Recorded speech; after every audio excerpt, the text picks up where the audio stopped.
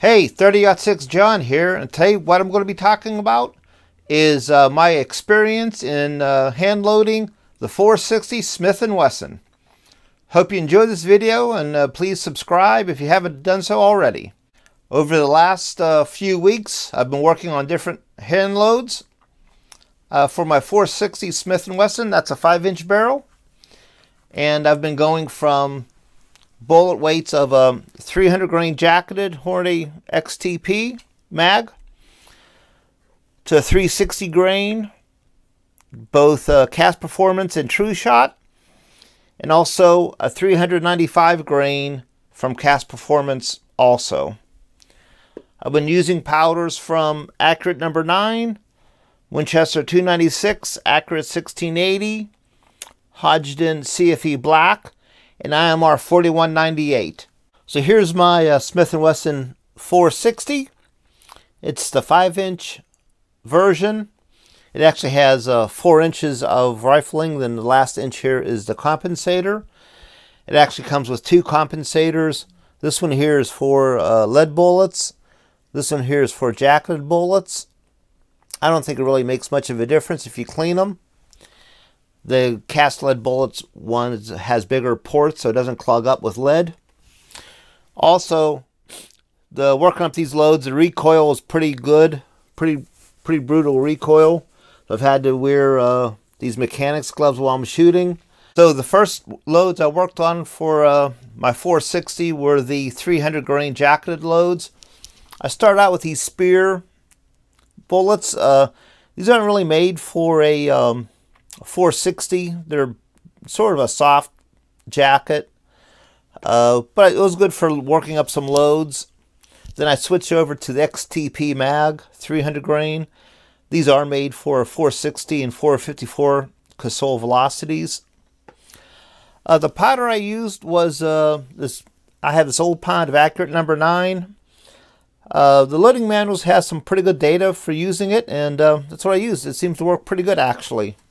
So my first 300 grain jacketed load, I just used 30 grains of Accurate number 9. This was an old bottle that I showed you earlier. CCI large rifle primer.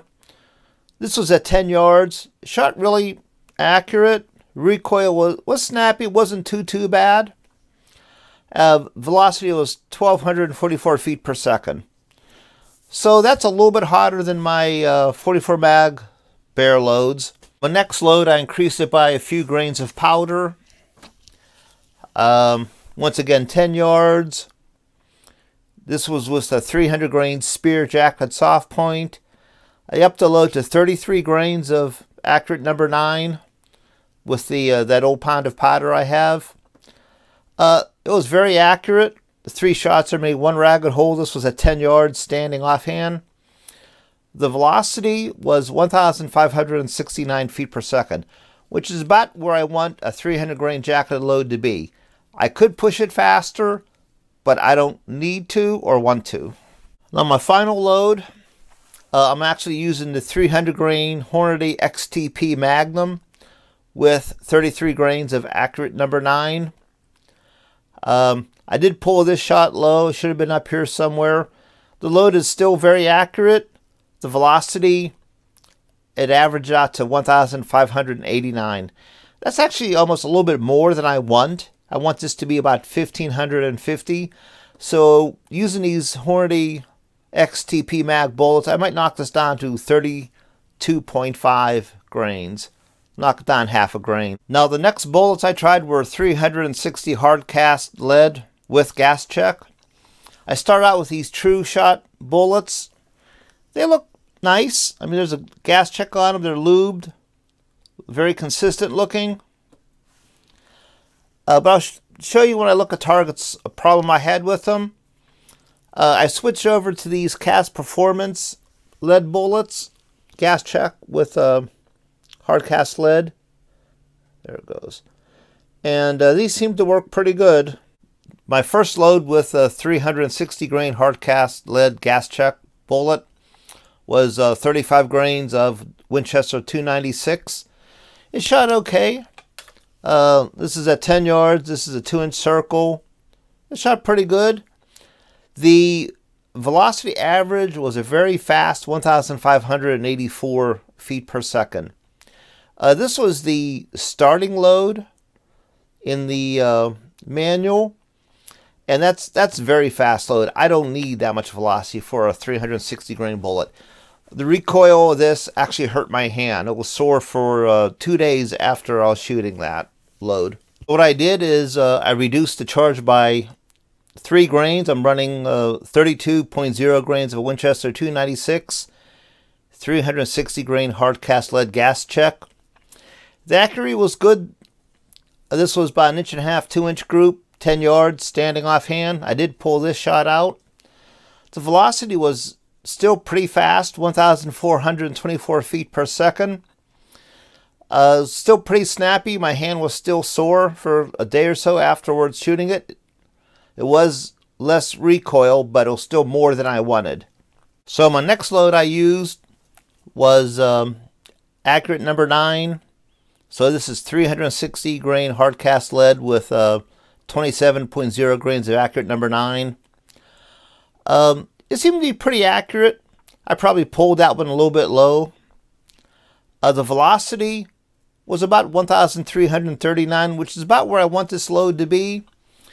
But there is still a lot of case capacity inside the case when I seated the bullet. So I tried to use a different powder. So the next powder I used was accurate 1680. So this load is 36.0 grains of accurate 1680, 360 grain hard cast lead gas check. Now this target is dark, so it's a little bit tough to see. Let me zoom in here. But the bullet's actually starting to keyhole right here. Let me zoom in. Oh, wrong way. Now this load, the velocity averaged out to 1,185 feet per second. So it seems like when you slow up this bullet, it starts to lose some stability. It shouldn't be keyholing at all. And I don't know if that's the bullet, if that's the rifling in the Smith & Wesson pistol. I heard that they have a gain rifling twist in the barrel, which is good for jacketed bullets, but not really that good for lead bullets. I'm still sort of looking into it. The next powder I tried was sort of a different powder, and that was CFE-BLK. Now I know that CFE-BLK is for the 300 blackout, but it does fall in the same burn rate. It's like a slow Magnum pistol powder, a fast rifle powder. So I used 42.0 grains of CFE-BLK for the 360 grain hard cast lead. The velocity was sort of consistent. It averaged out to 1,348 feet per second, which is pretty good. This is with the True Shot bullet. I still have a slight keyholing here. Let me zoom in a little bit on this. You can just see a slight keyholing there. If I'll just punch on paper, I wouldn't mind so much, but you know, these are supposed to be bare loads. I shouldn't have an unstable bullet. I want that thing to penetrate straight and true. So the next thing I tried was that I used a 360 grain cast performance bullet, 42.0 grains of CFE-BLK. The velocity was very consistent. It averaged out to 1,330 feet per second, which is just about where I want this load to be at. It seemed to be pretty accurate. That's 2 bullet holes right there.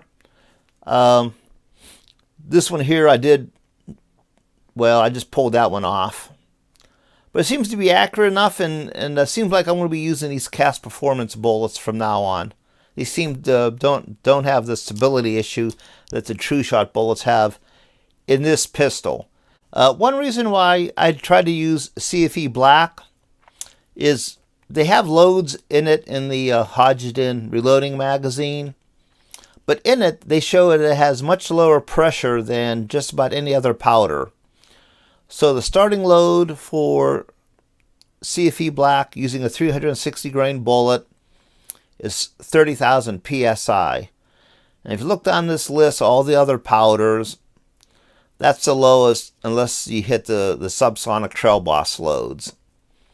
So I try to use CFE-BLK Seems to work pretty good. I might use more of it. You do use a lot more powder. While most of these charges are in the 30 grain, 35, 37 grain area, CFE-BLK, you're starting at 41.8, 42, and the compressed charge is 46. So it's sort of a bulky powder, which for the 460 is sort of good because there's a lot of case capacity. Now the next bullet I tried are these Cast Performance 395 grain bullet. My goal in this was to get them to go in about 1200 feet per second.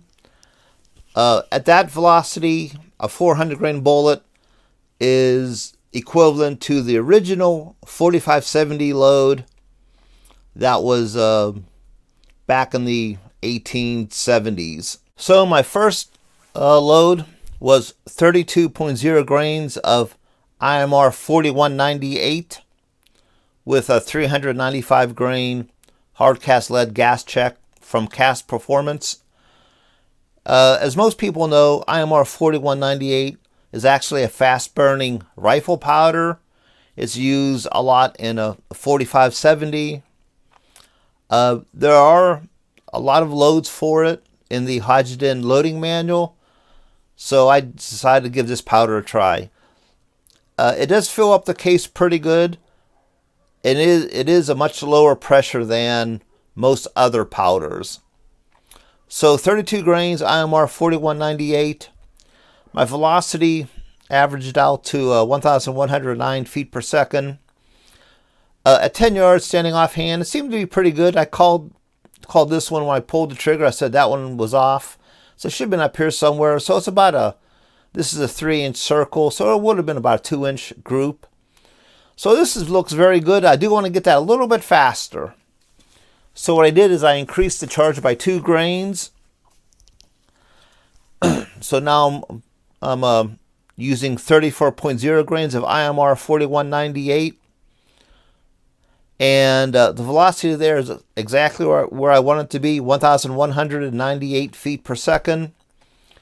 3 shots, that's just under 2 inches at 10 yards.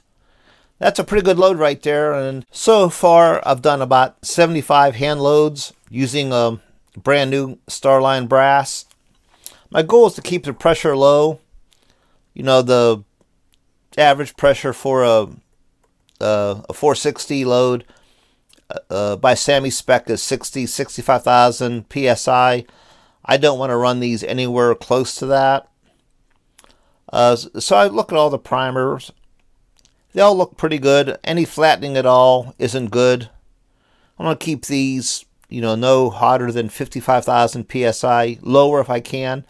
That's one reason why I went to the CFE-BLK and the IMR 4198. They run at much lower pressures than the other powders.